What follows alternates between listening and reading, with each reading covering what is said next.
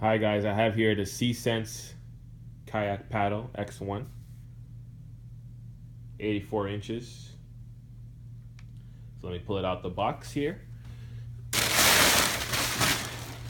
That's how it comes in the box together. Two pieces that you connect together to get an 84-inch paddle. So let me bring the other one that I have here that's already connected. Show you what it looks like.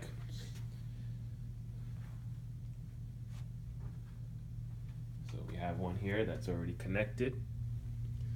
So let me move this one. So it kind of gets connected here at the middle. You can see that button. Turn it around a bit. Pretty easy to connect. Here's the SeaSense Extreme logo one. Let me put this stand in, give you an overview of kind of how long it is. About 84 inches. It's pretty long. I don't think I can get in the whole frame. There, and it goes all the way up right there.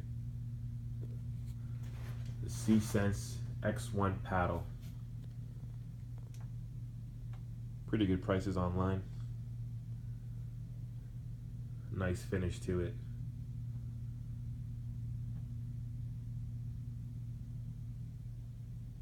So this is the SeaSense X1 paddle, 84 inches.